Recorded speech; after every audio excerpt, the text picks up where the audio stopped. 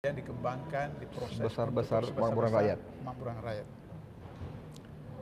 Negara itu dalam teori negara disebutkan 3 unsur. Pertama wilayah, kedua rakyat, tiga pemerintah. Itu dalam teori ilmu negara manapun yang diajarkan di perguruan tinggi. Wilayah, rakyat, pemerintah. Pemerintah. Oke. Jadi pemerintah itu satu dari 3 komponen negara. Ada wilayah, ada rakyat. Kita mulai dengan wilayah. Wilayah ini punya siapa? Wilayah ini punya negara yang diduduki oleh rakyat. Sebelum ada Indonesia, rakyat itu sudah ada. Sudah ada. Sudah ada. Islam masuk ke Indonesia itu abad ke-7 Miladiah. Oh, Miladia, ya. Oke. Pada waktu Khalifah Utsman. Tahun 600-an berarti ya? Ya. Mulai dari Aceh turun ke bawah sampai kemudian ke Maluku. Sehingga dengan begitu maka mayoritas penduduk Indonesia 90%, 95% waktu merdeka. 95% masyarakat Indonesia itu adalah beragama Islam. Oke. Itulah sebabnya Pancasila 45 tim 9 itu 4 ulama. Oke. Haji Agus Salim, Wahid Hasim, Ki Bagus. Soekarno Sakir, Ebi Kusno. 4 yang lain bukan ulama tapi muslim. Oke. Yang mengerti ajaran agama. Hanya satu yang bukan Maramis ya? muslim, Maramis. Sehingga konsep-konsep itulah yang masuk di dalam Pancasila 45. Oke. Jadi dengan demikian maka kalau kita mau klaim bahwa wilayah ini punya rakyat, itu sesuai dengan proses sunatullah. Oke. Nah, kemudian lantas kita bicara tentang soal pemerintah.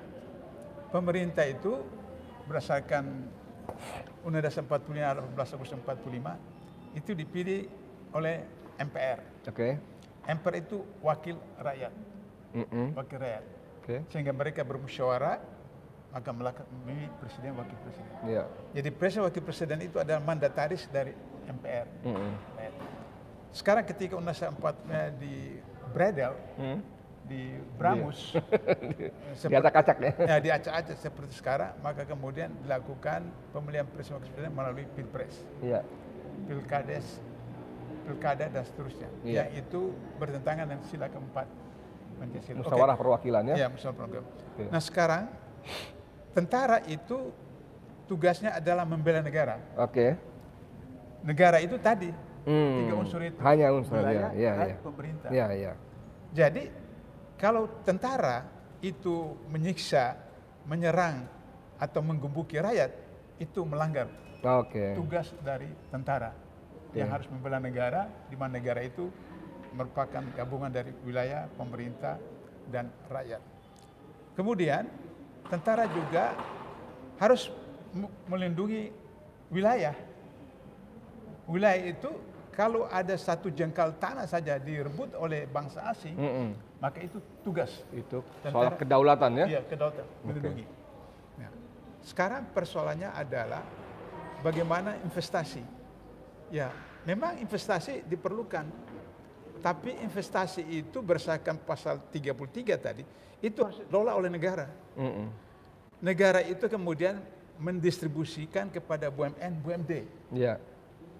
Bukan swasta. Iya. Bukan. Kalau swasta itu hanya pelaksana.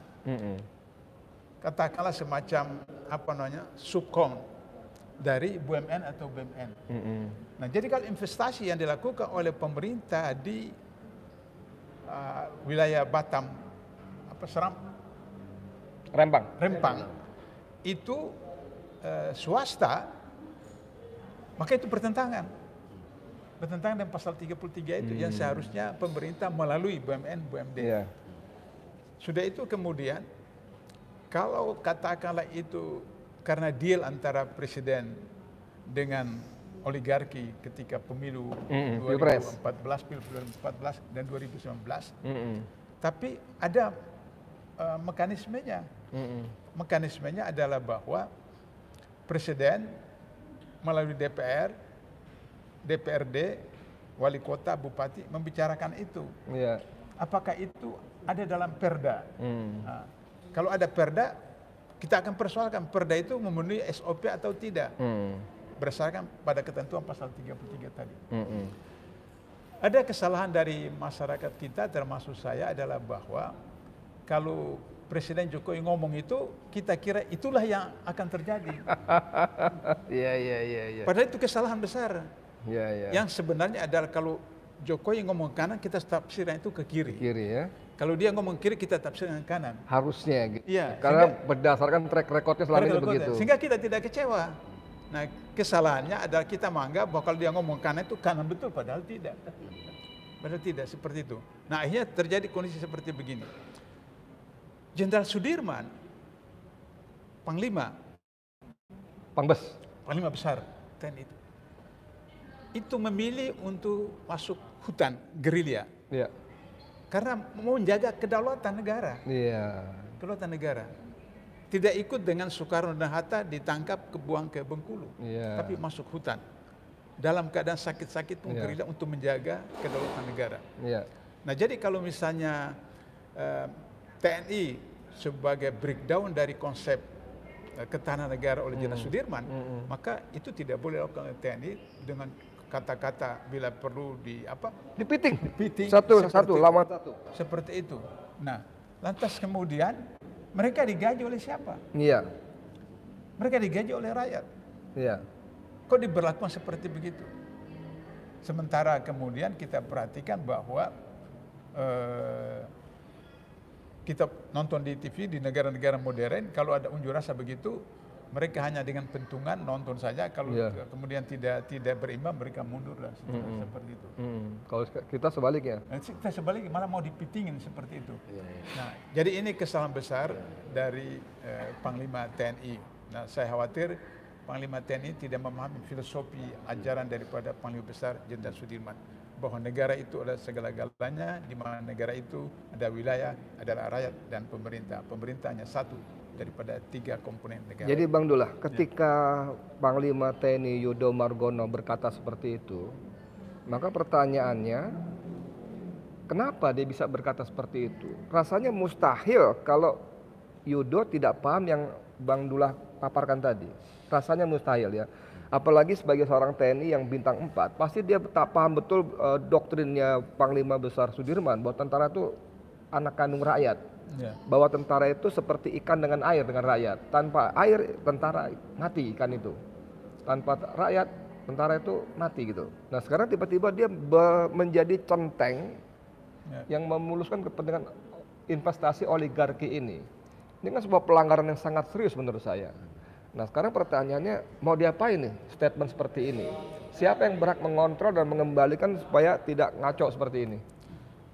Tadi dalam acara launching buku saya ini, Buya Anwar Abbas mengutip pendapat dari almarhum Kiai Haji Ali Yafi, mantan Ketua MUI, yang beliau mengungkapkan satu kata-kata hikmah, bahwa kalau orang memberi sesuatu kepada Anda, maka dia bisa. Kalau Panglima seperti begitu, yang kemudian orang lain memerintah dia, atau dia meminta sesuatu, maka dia bagian daripada pemberi itu.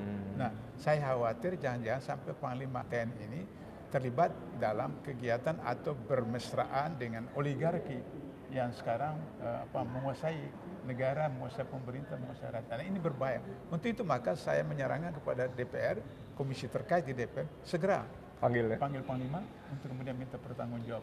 Nah, artinya bahwa saya marah karena negara, saya marah karena undang-undang, tapi saya juga sarankan agar supaya sesuai dengan SOP yang ada, maka DPR, komisi terkait itu panggil Panglima, minta pertanggungjawab. Kenapa ngancam rakyat seperti begitu?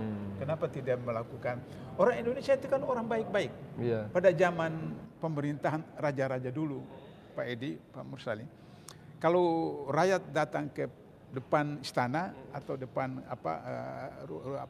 tempat pekarangan istana, mereka duduk begitu, itu raja sudah tahu. Maksudnya apa? Maksudnya ini protes apa saja.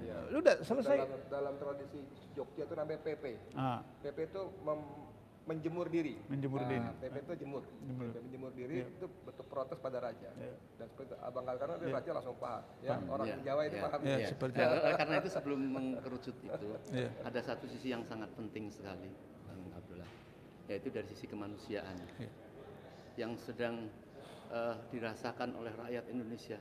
Yang terbangun pertama kali adalah bagaimana melihat sekeluarga, anak, istri diminta segera mengosongkan rumah dan langsung dihancurkan rumahnya. Dia minta waktu 1 hari saja. Sekolah-sekolah langsung dibubarkan. Kita dengar suara tembakan-tembakan, berlari-lari. Seperti kayak mau ada tsunami begitu. Nah, dari sisi itu saya tahu Bang Abdullah kecuali seorang yang tegas tapi berarti lembut lah ya. Dalam buku Abang di buku putih juga bagaimana mengungkap sisi kemanusiaannya. Ini yang sangat penting. Apakah pemerintah, aparat itu sudah hilang perasaan semacam itu, Bang? Saya kemudian teringat peristiwa-peristiwa di Cina. Bagaimana pemerintah Cina itu membongkar masjid, kemudian menyiksa umat Islam, tidak boleh jilbab perempuan kemudian dimasukkan ke camp seperti itu. Jadi itu memang ciri komunis begitu. Ciri komunis itu tidak memandang ini manusia atau tidak. Pokoknya dianggap bertentangan dengan keinginan penguasa, dihabisin. Itu ciri komunis. Nah, inilah yang kemudian yang saya khawatirkan bahwa masyarakat, pemerintah, negara, pejabat tidak sadar bahwa kita sekarang itu sedang diancam oleh komunis gaya baru yang luar biasa sekali. Dan itu berbahaya. Ciri komunis seperti itu. Dia anggap orang itu kalau bertentangan itu binatang, dihabisin saja seperti itu. Nah, sehingga begitu maka saya berharap bahwa mereka yang terlibat di dalam kondisi yang di Batam itu supaya kemudian ditegakkan kode etik dalam instansinya. Nah, kode etik dalam instansinya. Kalau kode etik dalam instansi itu tidak boleh begini, tidak boleh begini, tidak boleh. Lantas kemudian ketika diperiksa, ini perintah atasan, maka atasan yang harus diperiksa oleh baik internal maupun eksternal. Internal itu artinya di militer itu ada apa namanya? Ada POM, polisi militer, polisi itu. Sampai kemudian bahkan sampai pidana pun juga kemudian ada pengadilan militer seperti itu. Sedangkan kalau misalnya hanya melanggar etika, ya kemudian ada bagian juga yang menangani seperti etika. Sehingga kemudian setiap orang sejahat apapun, hatta Fir'aun, ketika air sudah sampai di hidung dia, itu dia sadar kemudian dia tobat. Tapi tobat Fir'aun tidak diterima karena sudah terlambat. Jadi saya sarankan kepada Jokowi, kemudian menteri-menterinya, jangan sampai Anda mengalami hal seperti Fir'aun. Ketika Anda datang kesadaran untuk tobat, sudah terlambat seperti itu. Dan seperti itu harus diperhatikan. Jadi, bukan mereka tidak ada kemanusiaan, tapi kemanusiaannya sudah diungkap oleh Bahlil misalnya. Mereka sudah kita sediakan rumah tipe 45 dengan 120 juta. Apalagi yang kurang? Itu hitungan-hitungan mereka sampai seperti itu. Sedangkan rakyat ini sekarang merasa bingung. Dia sudah punya sertifikat sudah bertahun-tahun. Dia menempati nenek moyang sejak nenek moyangnya tinggal di situ. Seolah-olah tidak bisa melakukan perlawanan apapun. Jadi soal itu, Bang Dula, mohon maaf. Memang Jokowi kan dengan mensimplifikasi masalah, mengatakan bahwa ini cuma masalah komunikasi. Karena pemerintah sudah menyediakan lahan 500 meter plus rumah tipe 45 senilai 120 juta. Kalau memang diperlukan nanti akan diberi bantuan sewa sampai 6 bulan. Nah, untuk soal ini Bang Dula, kita baca berita rakyat Melayu mengatakan berapapun yang ditawarkan, kami tidak mau direlokasi. Karena tanah leluhur kami, kehidupan kami di sini, kami tidak mau tercerabut. Dan kami tidak menolak investasi. Kami hanya minta jangan digusur, jangan dibuat kami pergi. Jadi penguasa itu nggak pernah bertanya kalian maunya apa. Tapi penguasa maunya saya maunya begini, kalian terima. Kalau nggak, saya punya kuasa mau apa. Gitu. Dalam teori manajemen klasik, tidak usah manajemen modern ya, manajemen klasik itu selalu disebut dengan planning, organizing, controlling. Nah, jadi pemerintah itu punya planning enggak? itu planning. Nah, kalau plan itu kan berarti kan ada survei, ya, survei, feasibility study dan seterusnya. Betul. Nah, kemudian sampai kepada situ ada orang penduduk komunikasi gimana apa semacam. Oh ternyata mereka tidak mau. Nah, di situ planning. Sama dengan sekarang IKN. Saya lihat itu melanggar betul teori-teori manajemen. Misalnya sudah pindah ke sana, baru Jokowi datang ke pengusaha-pengusaha Cina, tawarkan investasi. Berarti tidak ada planning sebelumnya. Kalau planning sebelumnya kan sudah di lobby dulu sebelumnya, feasibility study, survei apa, baru kemudian susun. Ini sudah baru. Jadi sama. Berarti kalau benar apa yang disebutkan oleh Jokowi dengan pemerintah atau stafnya itu berarti tidak melalui satu feasibility study yang ilmiah, yang rasional, tapi karena ada proyek dari oligarki yang kemudian itu ada fee biasa itu fee seperti itu, maka kemudian akhirnya dipaksakan. Pokoknya mau gua seperti ini dan seterusnya. Sebetulnya itu. Bang ya, itu Bang, dengan kembali nggak usah lah segala macam peraturan, perda, undang-undang itu semua melanggar semua Bang. Kita udah baca semua melanggar semua dan sangat serius. Dengan kembali pada statement Jokowi tanggal 3 Mei itu saja Bang, itu clear Bang. Kalau ada sengketa dengan rakyat, dengan penduduk, berikan hak rakyat, harus berkeadilan. Kalau susah-susah, cabut konsesinya, tegas, saya perintahkan. Itu kalimat itu jelas Bang. Tapi persoalannya tadi, kalau kita membaca statement Jokowi ke kanan, kita harus siap-siap dia akan belok kiri. Ke kiri. Kan begitu? Iya, itu. Oke, sekarang kita udah banyak ngomong tentang hal semacam ini. Saya ingin apa solusi konkretnya? Karena manusia satu ini, kalau istilahnya Pak Amin Rais, manusia satu ini, gitu, tangannya selalu begini kan. Ini sumber masalah. Bahkan ketika kita di rumahnya tempo hari terakhir, dia bilang gini, rakyat itu melihat kita para tokoh tuh heran, dia bilang. Rakyat itu menilai kita para tokoh tuh halu, berhalusinasi. Para tokoh tuh seolah-olah menganggap Indonesia tuh masih punya hukum, punya peraturan, punya perundangan. Sementara Jokowi dan rezimnya itu menabrak semua peraturan dan perundangan. Gimana? Sebelum itu Bang, biar sekalian, masalahnya semua masyarakat, baik yang di dalam ataupun yang di luar, ini jelas bukan investasi dengan cara seperti fakta, ini invasi. Ya. Nyata sekali, bahkan mereka mengatakan bahwa dulu Indonesia dijajah oleh VOC, itu kedoknya kan dagang. Ini kedoknya investasi, kasarnya sama, terusirnya sama. Yang terpenting adalah nampaknya ini tidak akan mundur. Ya, tadi nyambung Bang ini tadi. Tanggal 28 ini pokoknya tahunnya harus kosong. Ya. Ini kita sudah tidak ada kesempatan berpikir lagi. Saya dulu tidak percaya bahwa Indonesia itu dijajah 350 tahun. Karena saya pikir 350 tahun itu kan lama. Lama sekali. Tapi 8 tahun terakhir ini saya percaya bahwa kita dijajah 350 tahun. Karena 8 tahun sudah luar biasa begitu, hasil survei 80%. 82% kuat. 80% lebih kuat. Saya pelajari kenapa? Oh, ini mental orang Indonesia, kemudian ilmunya ilmu cerita silat Koping Hong seperti itu. Jadi coba ini beberapa data sebagai sampling saja. Indonesia itu penghasil kelapa sawit nomor 1 di dunia. Nomor 1 di dunia, Malaysia nomor 2. Kok bisa antri beli minyak goreng? Itu rumusnya gimana itu? Seperti itu. Nah, baru kemudian pemerintah turun dengan minyak goreng. Oh, pemerintah baik. Itu ilmu ilmu. Jadi orang dibuat seakan-akan miskin, baru kemudian turun bansos dan seterusnya. Kemudian sudah itu bahan bakar. Nah, sudah itu kemudian diberikan subsidi. Kemudian gas itu kemudian naik harga gas, kemudian subsidi. Terakhir beras harga naik, kemudian pemerintah turun subsidi. Jadi sehingga masyarakat merasa pemerintah ini hebat, baik. Itulah sebenarnya kenapa 80% survei itu bahwa presiden itu dipercaya seperti itu, karena di kampung itu 20.000 itu masih berharga, apalagi 50.000 itu masih berharga. Jadi orang di skenario akan miskin apa segala macam baru datang.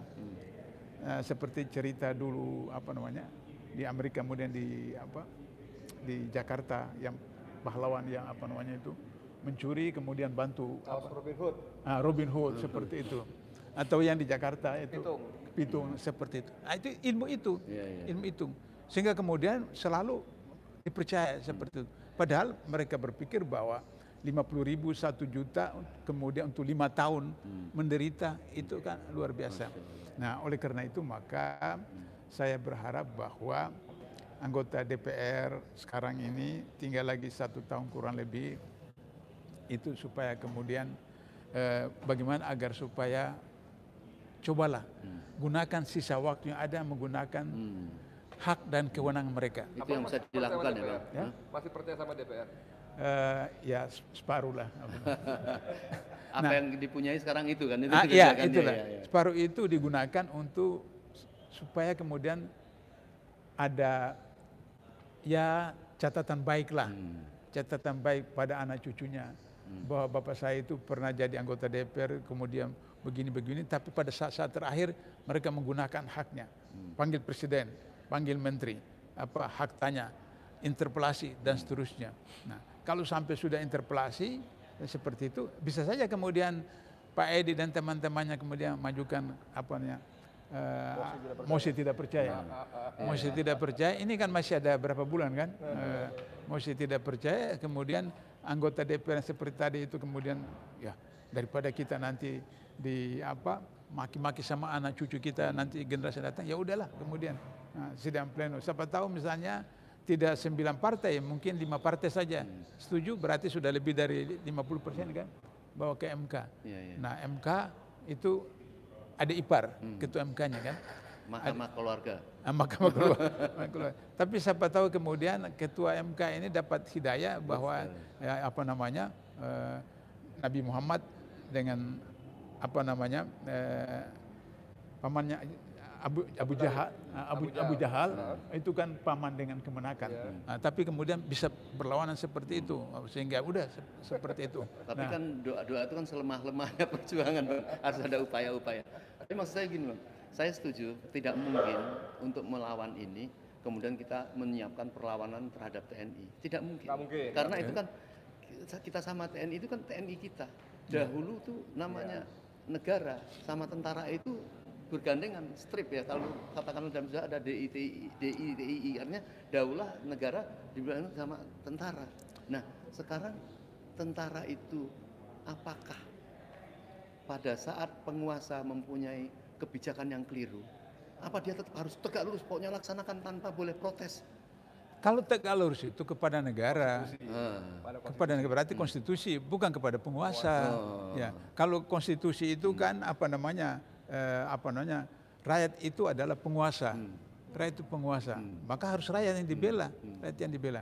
Nah, bukan kepada penguasa. Kalau penguasa zalim kan tidak bisa dibela seperti itu. Malah kemudian pemilu 97, 80,sekian% Golkar menang, terbesar di dunia.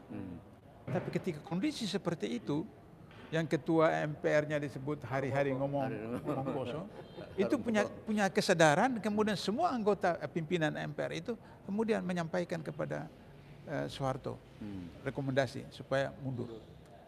Dan kemudian ada 12 menteri atau 18 menteri, 14 menteri itu mundurkan diri dari kabinet seperti itu. Nah, itu kesadaran seperti itu ada. Nah, bagaimana kesadaran itu muncul kepada mereka yang dizalimi atau segala macam?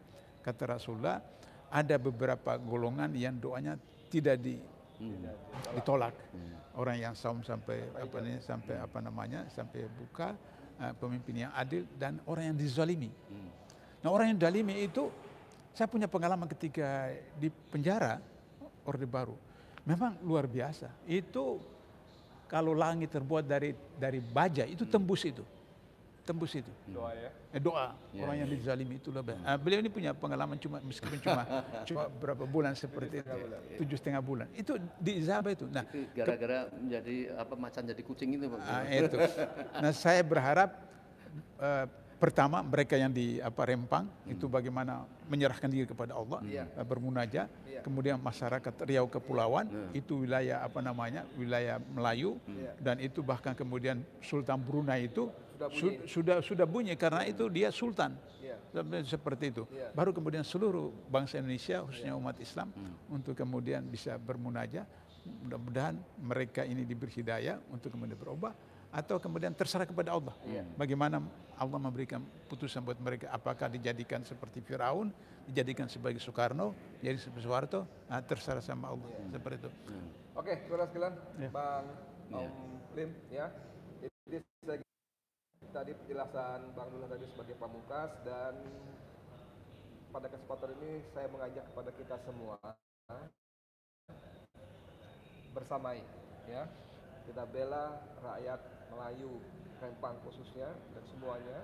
Sekarang sudah pada turun, Bang, bahkan Melayu Kalimantan sudah turun, semua Batam sudah turun semua. Dan tadi selain kita berusaha sungguh-sungguh membela, juga bermunajat, Bang, ya. Karena tadi doa yang orang zalim itu tanpa hijab. Saya kira begitu, ya. Terima kasih banyak, Bang Mursalin. Ada orang tutup?